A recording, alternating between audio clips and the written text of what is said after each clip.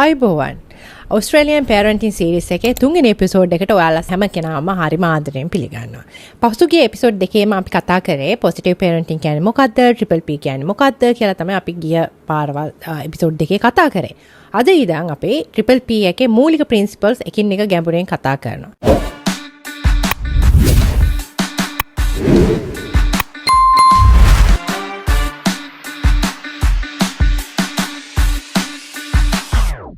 අද ප්‍රින්සිපල් එක තමයි safety and engaging environment කියන කොටස. ඇත්තටම ට්‍රිපල් පී කියනවා දරුවෙක්ගේ හැසිරීම වෙනස් කරන්න කලින් එයා ඉන්න පරිසරය බලන්න කියලා. මෙන්න මෙහෙමයි. අපි හිතමු දරුවෙක් ඉන්නවා කියලා. අම්මා කුස්සියේ උයනවා. එක පාරටම කබඩ් එක ඇරෙනවා. ප්ලාස්ටික්, භාජන, හැන්දි, කෝප මේ ඔක්කොම බිම. අම්මා දුවගෙන එනවා. අයියෝ මොකද්ද මේ කරේ? එපා වතින්න අල්ලන්න එපා. කී පාරක් කිව්වද? මෙහෙම කරන දරුවා නරකයිද? ඇත්තටම නෑ. එයාගේ මොළය ඇත්තටම හොඳට වැඩ කරනවා. දරුවෙක් ඉපදෙන වෙලාවේ එයාගේ මොළේ නියුරෝන්ස් බිලියන ගාණක් තියෙනවා.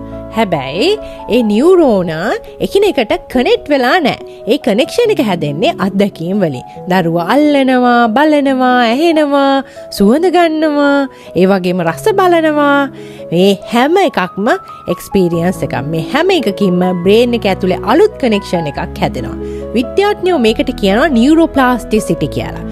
නියුරෝප්ලාස්ටිසිටි කියලා කියන්නේ නියුරෝ කියලා කියන්නේ බ්‍රේන් එකට, ප්ලාස්ටිසිටි කියලා කියන්නේ වෙනස් වෙන්න පුළුවන් හැකියාවට. ඒ කියන්නේ දරුවගේ බ්‍රේන් එක එක්ස්පීරියන්ස් අනුව හැඩගැසෙනවා. ඒ නිසා තමයි දරුවගේ මුල් අවුරුදු 5 බ්‍රේන් ඩිවෙලොප්මන්ට් වල ගෝල්ඩන් පීරියඩ් එක කියලා කියන්නේ. හාවර්ඩ් යුනිවර්සිටි එකේ තියෙනවා පරීක්ෂණ. දරුවෙක්ගේ බ්‍රේන් ඩිවෙලොප්මන්ට් එකට වැදගත්ම දේවල් අතර එකක් තමයි serve and return interaction කියන එක. serve and return කියන්නේ මොකද්ද? ටෙනිස් මැච් එකක් ගැන හිතන්නකෝ. එක්කෙනෙක් බෝලෙට ගහනවා, අනිත් එක්කෙනා ඒක රිටර්න් කරනවා.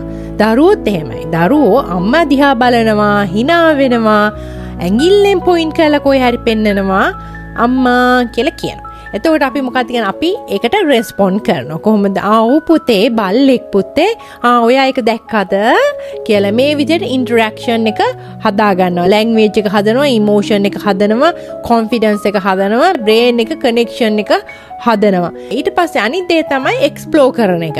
අපිට හිතනවා අයියෝ මේ ළමයා හරි දඟයි කියලා. ඇත්තට මේක එහෙම නෙවෙයි. රිසර්චර්ස්ලා කියන්නේ කියුරියෝසිටි. මේ දේවල් හොයන්න බලන්න තියෙන මේ ආසාව. කියුරියෝසිටි කියන්නේ හරිම හෙල්ති බ්‍රේන් එකක ලක්ෂණයක්. එක්ස්ප්ලෝර් කරන දරුවෙක් කියන්නේ එයා ඉගෙන ගන්නවා, ප්‍රශ්න විසඳනවා, හොඳට හිතන්න පුළුවන් හැකියාව තමයි මේ පෙන්වන්නේ. අනිත් දේ තමයි ඇයි දරුවෙක් අහගෙන ඉන්නේ නැත්තේ? ඇයි එකම දේ ආයෙම කරන්නේ? ඇයි එපා කිව්වත් ආයෙ අල්ලන්නේ? මේකටත් හේතුව තමයි එයා හිතාමතාම අහන්න නැතුව ඉන්නවා කියන එක නෙවෙයි. බ්‍රේන් එක තාමත් ඩිවෙලොප් වෙලා නැහැ. ප්‍රීෆොන්ටල් කෝටෙක්ස් කියලා කියන්නේ planning, decision making, impulse control, self regulation වගේ දේවල් කරන බ්‍රේන් එක. මේක සම්පූර්ණයෙන්ම මැචුවර් වෙන්න අවුරුදු 20ත් 25ක් විතර කාලයක් යනවා. ඒ නිසා අහන්න නැහැ කියන එක හරිම සාමාන්‍ය දෙයක්. දැන් අපි සමහරක් වෙලාවට කියනවානේ හරිම ස්ටබර්න් ළමයෙක් කියලා කියනවානේ දරුවෝන්. අපි සාමාන්‍යයෙන් කියන්නේ හැදෙන ළමයෙක් කියලා. අපි කියන්නේ නෑ ස්ටබර්න් ළමයෙක් කියලා. ට්‍රිපල් පී කියලා කියන්නේ මේ එක්ස්ප්ලෝර් කරන එක නවත්තන්න කියන එක නෙවෙයි කියන්නේ. එක්ස්ප්ලෝර් කරන්න පුළුවන් වෙන පරිසරය හදන්න කියලා තමයි මේ කියන්නේ. ඒ කියන්නේ දරුවට සාර්ථක වෙන්න නම් අපි එයාට ඒ එක්ස්පීරියන්ස් එක ගන්න පුළුවන් වෙන විදිහට එන්වයරන්මන්ට් එක හදන්න වෙනවා. උදාහරණයක් ගමුකෝ, කිචන් එකේ තියෙන වීදුරු කප්, ඊට පස්සේ පිහි, මේ බෙහෙත් තියෙන තැන්, ඒ කබඩ් වල ඒවා අයින් යට තට්ටු වල තියන්නේ නැහැ. ඒවා අයින් කරලා ඩාටා සේෆ්ටි එකට ප්‍රශ්නයක් වෙන්නේ නැති තැන් අපි හදලා දෙනවා. එතකොට එයාට ඒවා අල්ලන්න පුළුවන්, ඒවා අරින්න පුළුවන්, ඒවා ගන්න පුළුවන්. ඒක කිසිම ප්‍රශ්නයක් එයාට වෙන්නේ නැහැ. ඉතින් දරුවට හැම වෙලේම එපා කියන්නේ නැතුව එයාට වෙනම වෙන් කරලා එයාට එක්ස්ප්ලෝර් කරන්න අවස්ථාව හදලා දෙන්න ඕනේ. එතකොට අපිට ස්ට්‍රෙස් වෙන්නේත් නැහැ මෙහෙම එයාට පරිසරය හරි විදිහට හදලා දුන්නාම. ඉතින් අපි කරන්න ඕනේ අන්න ඒ කොටස.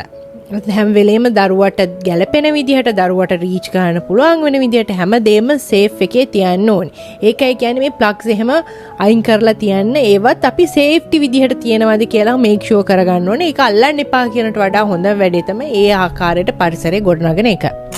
කියලා කියනකොට ෆිසිකල් සේෆ්ටි එක විතරක් නෙවෙයි ඉමෝෂනල් සේෆ්ටි එක සෑහෙන්නම වැදගත්. දරුවෙක් වැරද්දක් කරාම අපි බනිනවා නම් බ්‍රේන් එක සර්වයිවල් මෝඩ් එකට යනවා. ලර්නින් මෝඩ් එකට යන්නේ නැහැ. ඩොක්ටර් බෲස් පෑරි කියනවා අධික බයෙන් අධික කේන්තියකින් අධික ස්ට්‍රෙස් එකකින් හිටියොත් ඉගෙන ගැනීම අඩු වෙන්න පුළුවන් කියලා. ඒ නිසා රිලේෂන්ෂිප් එක ලර්නින් වලට කලින් කනෙක්ෂන් එක කරෙක්ෂන් වලට කලින් තියාගන්න වෙනවා. අද ඔයාලා ගෙදර හොඳට ස්කෑන් කරන්න. ස්කෑන් කරලා දරුවට ආරක්ෂිත වෙන විදිහට පරිසරය හදන්න. ආරක්ෂිත පරිසරයක් හදනවා කියලා කියන්නේ දරුවට ඉගෙන ගන්න පුළුවන් පරිසරයක් හදනවා කියන එක. ඉතින් දරුවා වෙනස් කරන්න කලින් දරුවට එපා කියන්න කලින් අපි බලන්න අපි හරියට එයාට ගැලපෙන විදිහට පරිසරය සකස් කරලාද කියලා. දරුවෙක් දඟකාරකම් කරනවා කියන එක හරිම සාමාන්‍ය දෙයක්. එයා හදන එයාගේ එක්ස්පීරියන්ස් එක ගන්න. ඉතින් අපි කරන්න ඕනේ එයාගේ එක්ස්පීරියන්ස් එක ගන්න පුළුවන් වෙන විදිහට සේෆ්ටි එන්වයරන්මන්ට් එකක් හදලා දෙන එක.